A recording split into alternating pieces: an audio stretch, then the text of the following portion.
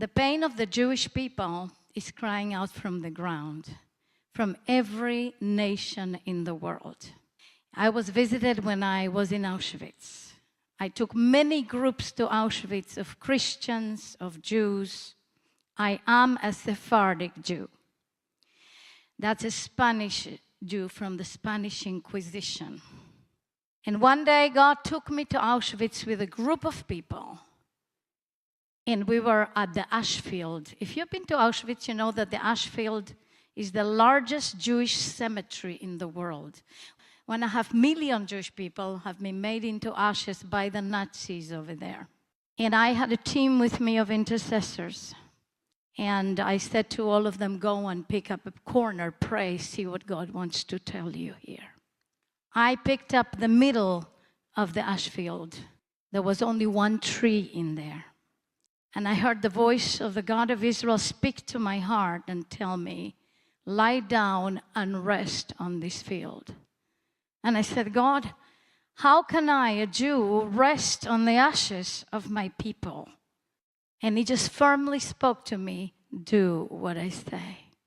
I had a South American poncho of me representing my Sephardic origin. I put it on the ground. I lied on that ground. And beloveds, as I laid on that ground, I heard the voice of God telling me, you are the voice of these ashes. What are the ashes crying for? It's written in Genesis 4, verse 10. Cain, where is your brother Abel? His blood is calling to me from the ground. And what is that voice crying for? The voice is crying for judgment. The voice is crying for judgment on the nations that either perpetrated or either sided or either were silent or neutral. And it's not only the nations. By virtue of me being a believer in the Messiah and the Jew and the minister, I can tell you that that blood is crying specifically towards the church. Yes, towards Islam. Yes, towards the massacre that happened in Gaza by Hamas, but also towards the Christian church. Because there is centuries and centuries and centuries of perpetration in the name of Christianity, and either siding or being neutral.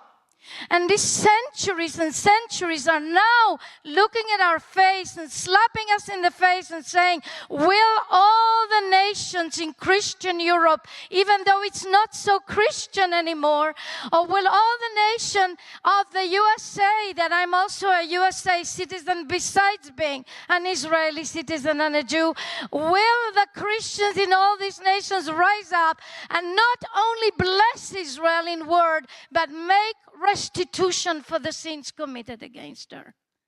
And I believe that as Christians, nations, pastors, individuals, families rise up and make restitution, my book will tell you how, then there is going to be an overturning. And there will be a special window of mercy, a special window of opportunity for a change, for mercy, for salvation, for deliverance over the nations. Lastly, and I know we don't have any more time, but Isaiah 34, verse 8 says that there is a judgment that's coming upon all the nations of the world. It's not on just a mild judgment. It's a serious judgment. It says that the corpses are going to be lying down in every nation, like what happened during the time of the massacre in Israel. There were corpses all over that road, 232. The bloody road where Hamas killed and murdered so many of our people, 1,200 of them.